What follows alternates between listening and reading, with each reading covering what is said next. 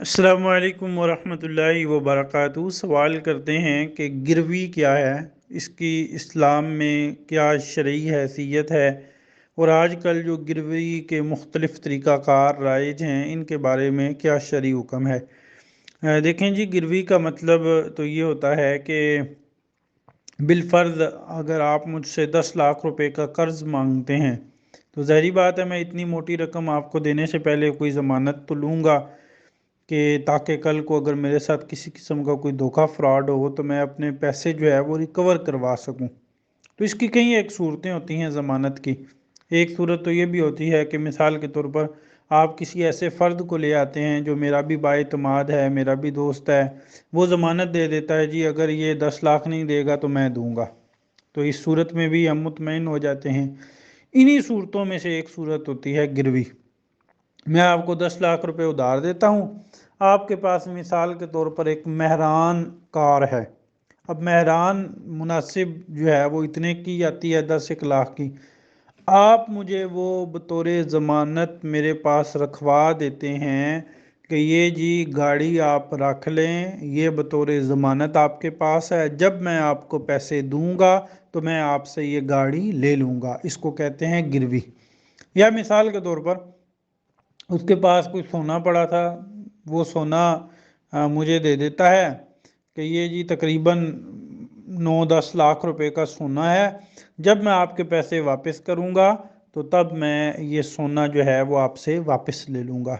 اچھا، یہاں ایک بات ذہن میں رہے، گروی کسی قسم کی کوئی کاروباری صورت نہیں ہے۔ یہ پوائنٹ آپ نے ذہن میں رکھنا ہے۔ اس پوائنٹ کو ذہن میں رکھیں گے تو کافی سارے مسئلے جو ہیں وہ حل ہو جائیں گے۔ تو یہ گروی کی ایک صورت ہے اور یہ جائز ہے اسلام میں۔ ظاہری بات ہے قرض دینے والا تو اللہ کی رضا کے لیے قرض دیتا ہے، لیکن جب اس کے پاس کوئی ضمانت موجود ہوگی تو وہ بڑی جو ہے نا وہ کہہ لیں کہ اطمینانی صورت میں آپ کو قرض دے گا۔ لیکن ابھی جو ہمارے ماحول میں رائج ہے، مختلف صورتیں، لوگ پوچھتے ہیں کہ ایک شخص نے جی 30 لاکھ روپے کا قرض لیا، بدلے میں اس نے اپنا مکان جو ہے وہ گروی دے دیا۔ اب جن کو گروی دیا ہے تو وہ اس مکان سے فائدہ اٹھا رہے ہیں، وہ خود اس مکان میں آ کر رہائش پذیر ہو گئے ہیں، یا وہ اس مکان کو کرائے پر انہوں نے دے دیا ہے، یا مختلف صورتیں ہیں، تو یہ جائز نہیں ہے۔ نبی صلی اللہ علیہ وسلم کی حدیث ہے، حدیث کے الفاظ کا اردو ترجمہ یہ ہے کہ گروی رکھی ہوئی چیز سے کسی بھی قسم کا فائدہ اٹھانا جائز نہیں ہے۔ اگر کوئی فائدہ اٹھائے گا تو وہ سود میں شمار ہوگا، گویا کہ قرض دے کر اس قرض کے اوپر وہ فائدہ اٹھا رہا ہے۔ اب مثال کے طور پر مکان آپ لیتے ہیں تو مکان کو تالا لگائیں، مکان کے پیپرز اپنے پاس رکھیں، اس کا مطلب ہے وہ آپ کے قبضے میں ہے، آپ اس سے فائدہ نہیں اٹھا سکتے کسی بھی قسم کا۔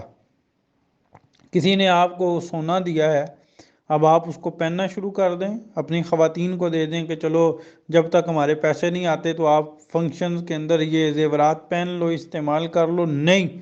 گروی رکھی ہوئی چیز سے کسی بھی قسم کا فائدہ اٹھانا قطعاً جائز نہیں ہے۔